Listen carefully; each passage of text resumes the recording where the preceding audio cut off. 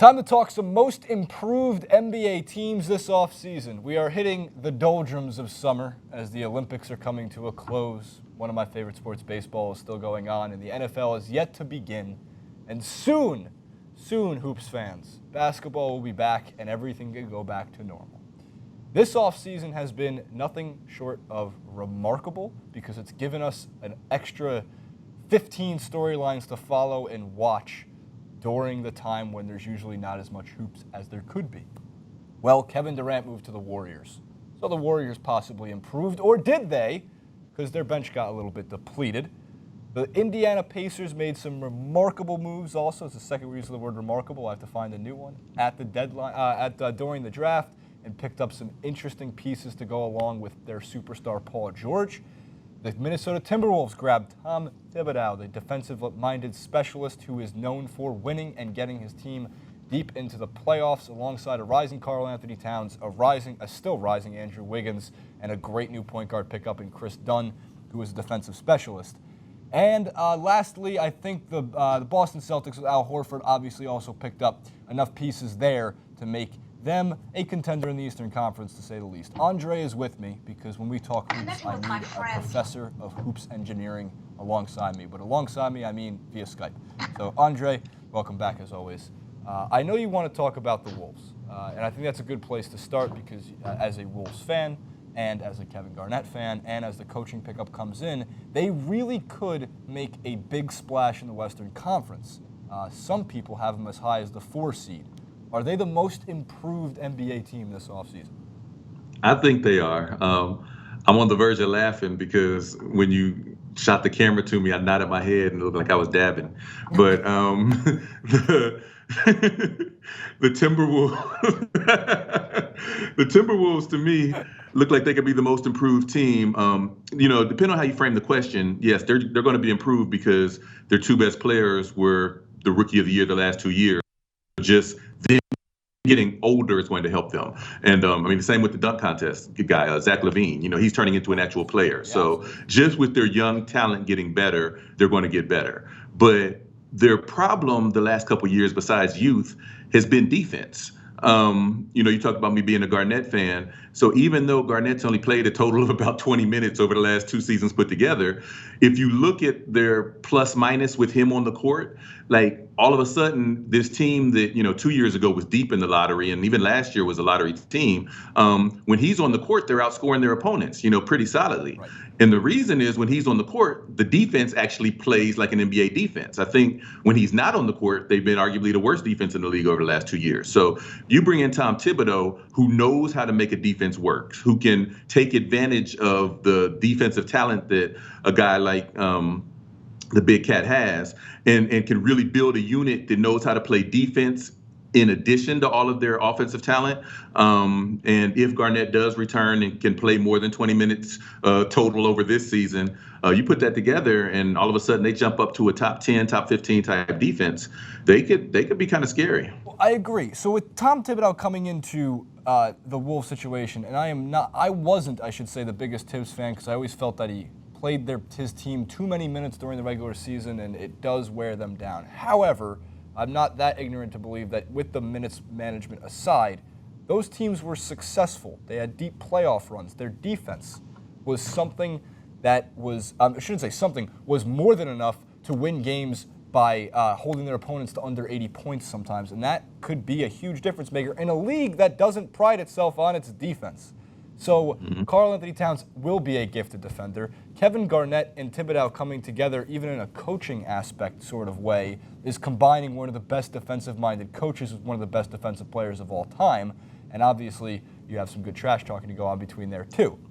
So Timberwolves, could they be a 4 seed? I think it's a stretch.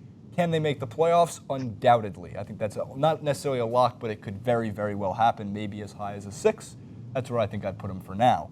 The Pacers, on the other hand, picked up guys like Jeff Teague to really run the offense alongside a superstar in Paul George. Although firing of Frank Vogel was a little bit confusing, how could you not trust someone like Larry Bird, who's made some good decisions in the past? His track record as a basketball mind has been nothing short of great with Indiana so far. So, Andre, are the Pacers the Timberwolves of the West in the way that they're rebuilt I shouldn't say Timberwolves of the West, but their rebuilt form of roster is going to be enough to challenge for the Eastern Conference title?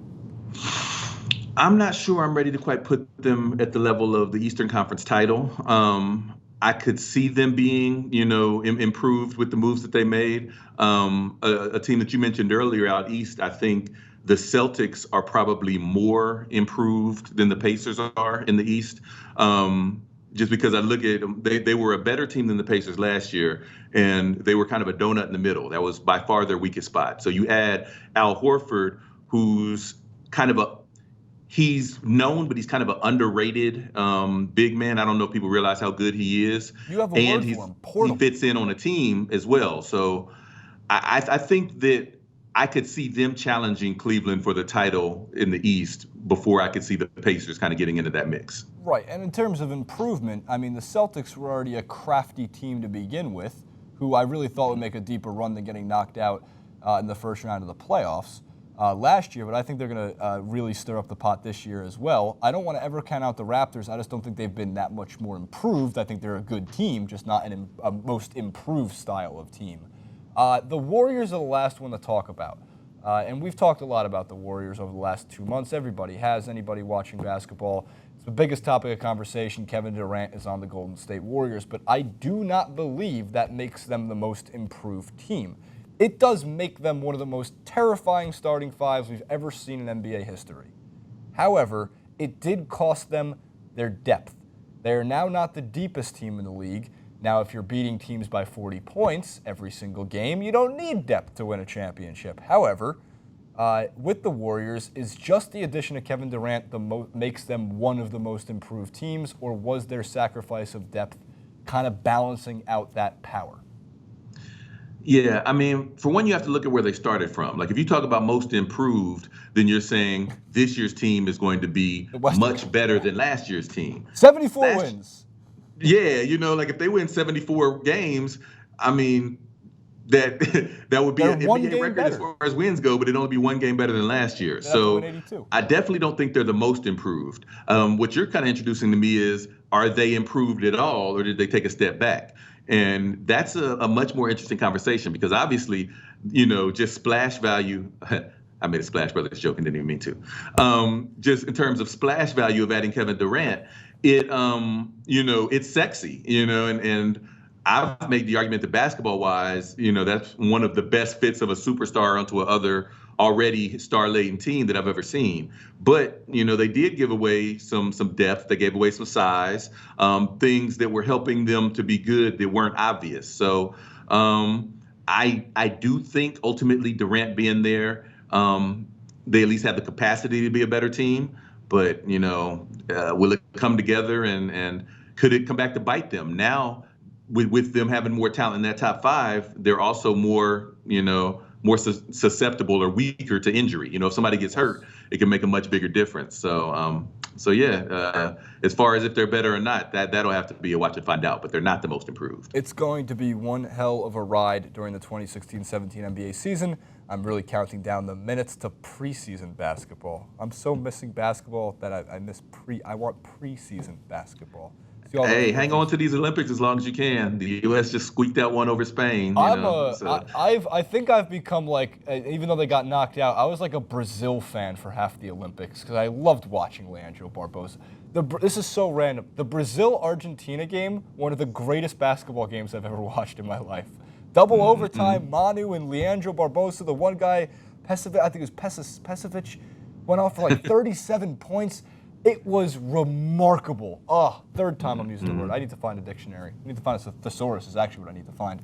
All right, let us know in the comment section below who is the most improved team in going into the 2016-2017 NBA season. At Professor DRZ on Twitter. Make sure to like and follow him over there, and at TYT Sports on this side.